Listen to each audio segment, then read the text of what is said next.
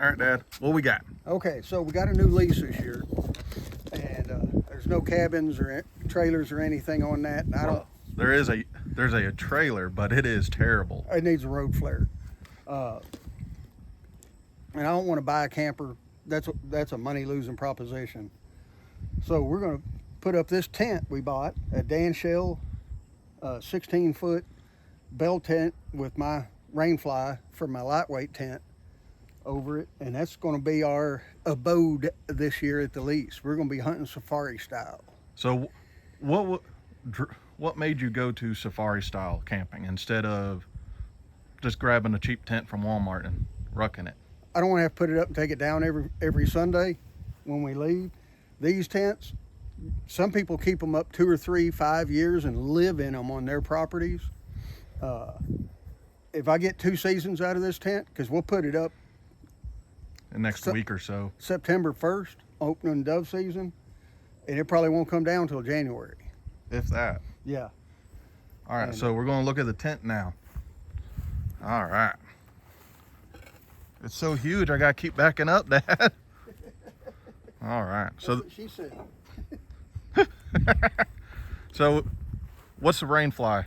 What brand is a rainfly? I forget. Is it Owl? Yeah, it's a Wise Owl, I think. Okay. So, No, Pure Villa. okay. All right. And we use this for, set this up also on the, you okay? Yeah. The hammock trip, right? Or did we not set it up? We didn't set it up. I carried it in case. No, I did set it up. Yeah, we did, because I set mine up. Yeah, I set mine up so we didn't have a heavy dew. So, all right. So why a bell tent over a wall tent? I'm not sure. At the end of the day, it was really just price. Yeah, I mean, This is it's 16 6 of one, foot. half dozen of the other. This one's right. They're round. Theoretically, there's more corners to tuck stuff into. You wagon wheel your bunks, and then call it good. And I think you end up with more floor space, but And it was a lot cheaper than the big size safari tent. yeah. The big wall tent. Well, and almost all the bell tents come with a floor. Yes, that's a big one. A Yeah. lot of the wall tents, that's either separate or it doesn't have one at all. So, and while it's not super snaky where we're at, it's snaky. Yeah. And there's lots of black widows where we're at. Yes, there is. All right. Let's look. Let's walk around the outside of the tent. And try not to run into a stake. Got some pretty good little vents. There's 4 or 5 of those. Right here is our stove pipe hole that we gotta make in the future when we get a wood burning stove.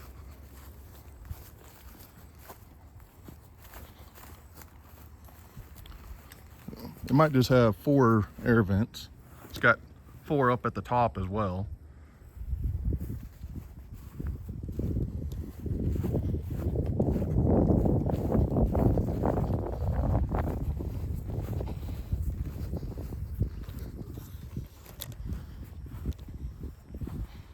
All right.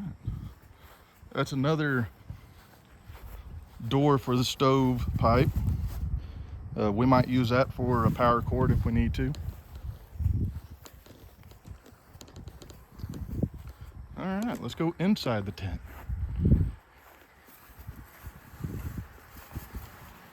Oh man, so much room. Already got my cot set up just as we could. And center pot. And either the stove will go right there, or maybe one right there.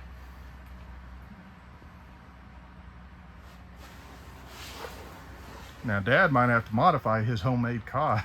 Yeah, my cot, we're going to have to take the clothes rack off of it. But other than that, it's fine. I'm going to put it like right here.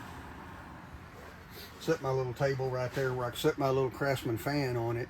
You got to have that fan, even in the winter. You got to have a fan. Yes. So what are these for? I think those are for running a rope around the inside so you can hang your bags and stuff on it. Okay.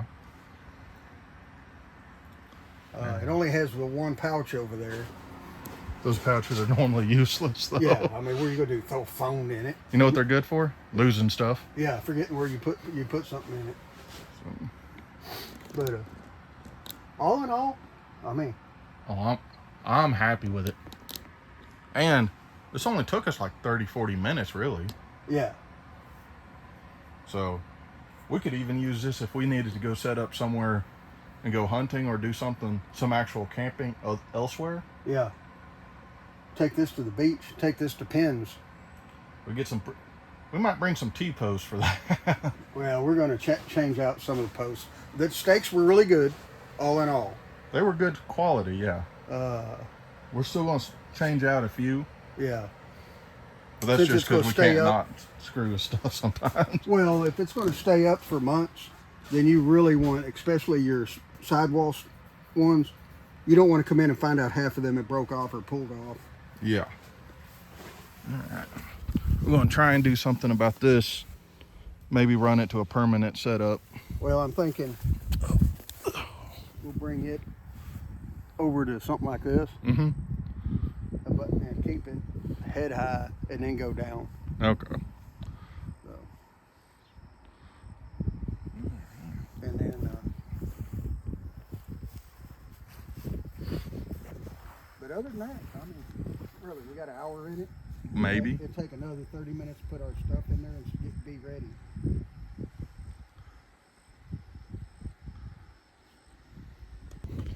Hey guys, so I'm going to show you the other thing we got this week. One of my customers was like, "Hey, do you know someone who removes sheds?" I'm like, well, yeah, you're looking at them. So it's just he'd been there 15 years at his house, and there was a Rubbermaid plastic shed in the backyard. He didn't want it anymore. So not only did I get a usable shed, I got paid for it. I'll throw corn on top of it. There it is, all on my trailer. Only took me about an hour to take it apart, and it should go back together almost perfectly.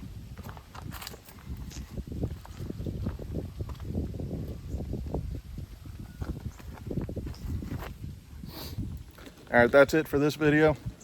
Dad, you got any words? It's hot. It's hot. We're gonna go cool down. So if y'all like these videos, we are continuing with the deer lease saga. We're gonna go up there next weekend and do some more work, get some huntable areas going, and fill feeders. See y'all next time.